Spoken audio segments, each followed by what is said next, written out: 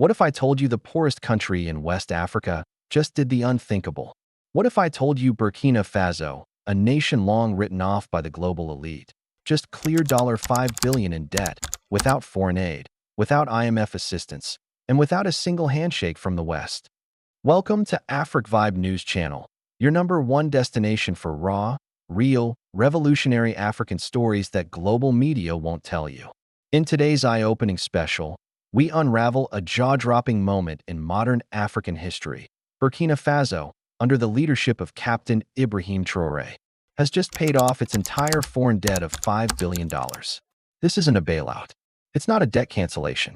It's a full-on economic rebellion, built on national unity, resource sovereignty, and radical African pride. While global powers scramble to make sense of this political earthquake, the people of Burkina Faso are standing taller than ever, reclaiming their independence, their economy, and their destiny. How did a country riddled with sanctions, terrorism, and foreign manipulation pull this off? Buckle up, because what you're about to hear will challenge everything you thought you knew about Africa's future. This is AfricVibe News Channel, and this is how Captain Ibrahim Traoré just rewrote the economic rules of engagement for an entire continent. Before the rise of Captain Ibrahim Traoré, Burkina Faso's financial reality was grim. Landlocked, economically exploited, and politically unstable, the country had amassed over $5 billion in external debt by 2022, much of it borrowed from the International Monetary Fund, IMF, the World Bank, and former colonial powers like France. These loans were rarely used for actual development. Instead, they were tied up in overpriced foreign infrastructure contracts, corrupt government projects, interest-heavy emergency loans disguised as development aid, IMF-backed structural adjustment programs that gutted public spending. The result? A vicious cycle of borrowing to pay off previous loans, while poverty levels worsened. Burkina Faso was paying $600 million annually just in interest. Schools crumbled. Hospitals lacked medicine. The people suffered. Then came Captain Ibrahim Traoré, a 34-year-old military officer with the fire of Sankara in his eyes and a plan to shatter the system. When Traoré assumed power in a 2022 popular uprising, he wasted no time making his intentions clear. We will no longer mortgage our children's future to pay for yesterday's exploitation. From that moment forward, Burkina Faso's debt problem would no longer be a burden. It would be a battlefield. Unlike most African leaders who inherit debt and beg for mercy, Traoré took a scorched-earth approach. He declared a total economic realignment, built on 3 pillars. Burkina Faso is rich in gold, manganese, zinc, and phosphate, yet more than 80% of revenues went to multinational corporations, mostly French and Canadian. Traoré commissioned an independent national audit of all mining operations. The results were shocking. Companies were underreporting profits. Tax evasion was rampant. Government officials had signed deals with 5% royalties at best. In response, Traoré revoked 12 foreign mining contracts, declared strategic minerals as national assets, and restructured agreements to ensure minimum 60% of profits stayed in the country. This single move brought $1.2 billion back into the treasury in under 12 months. Massive local production drive. Traoré also launched a national economic revitalization plan called Produce to Own, Build to Free. The goals were simple: end import dependency, create local jobs, free up foreign reserves. He prioritized 5 sectors: agriculture, cement and construction materials, textiles, pharmaceuticals, energy. A national agricultural corps was established with military logistics support. Prisoners and soldiers harvested over 1,000 hectares of land, producing food for both the army and public distribution.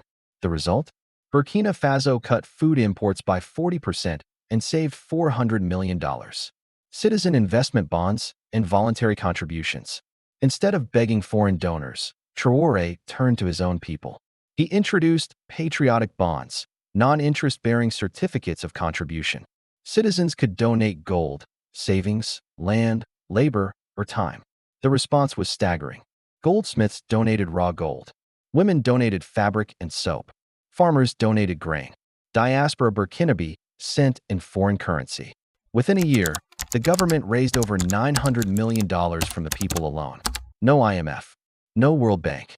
By the second year of Traoré's leadership, his strategy began to yield shocking results. Here's how Burkina Faso cleared $5 billion in external debt. $1.2 billion. Renegotiated mining contracts. $900 million. Citizen contributions and bonds. $800 million. Military-led savings on infrastructure and security. $700 million. Eliminated corrupt foreign aid and NGO overhead. $1.4 billion. Secret contribution from Mali, Guinea, and Niger, Burkina Faso's ES partners. Through the Sahel Solidarity Fund, this secret ES collaboration caught the West completely off guard. In a closed-door economic summit, the three countries pooled sovereign reserves, gold, and oil-backed cash to help each other shed dependence on Western finance. The final payment was made through an official televised ceremony, a moment of African pride. The global reaction was immediate and furious. Washington called it fiscally irresponsible. Brussels warned that Burkina Faso was becoming increasingly isolated. Paris? Outright panic. Western media spun the story, accusing Traoré of military authoritarianism and economic populism. Behind the scenes, the World Bank and IMF were reportedly scrambling to hold emergency consultations. What terrified them wasn't the debt payment. It was the precedent. If one of the poorest countries in Africa could clear its debts without begging, what would stop others from following suit? Behind closed doors, analysts warned that the Burkina Faso model could trigger a domino effect across the continent. While the world reeled, the Burkinabe people rejoiced.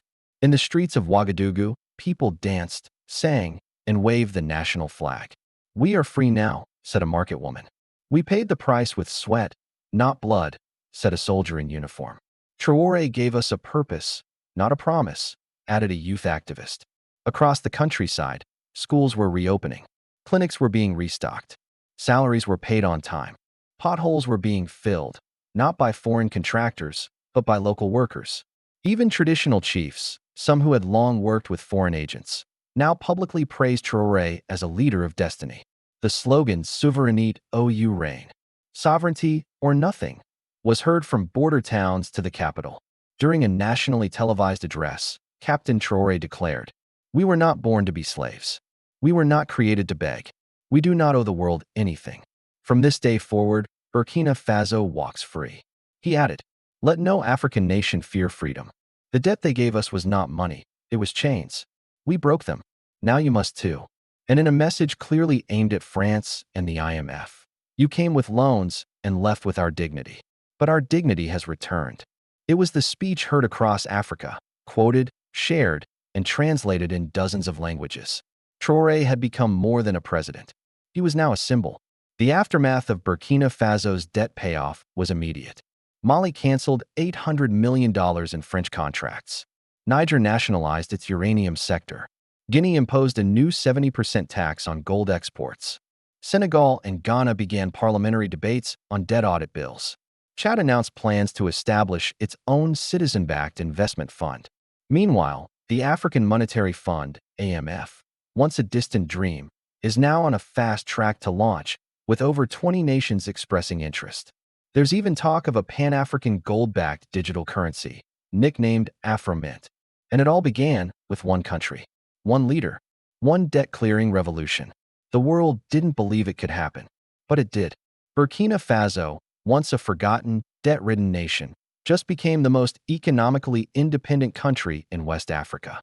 All thanks to the courage of the people and the conviction of Captain Ibrahim Traoré. This was not just a payment. It was a statement. Africa will no longer rent its freedom. If you found this powerful, subscribe now to AfricVibe News Channel, where we break stories the global media refuses to touch. Drop your thoughts in the comments. Should other African nations follow Burkina Faso's lead? Can this model be sustained long-term? Is this the beginning of Africa's true independence? And don't forget to share this video with every African brother and sister across the globe. Let the world know we are done kneeling.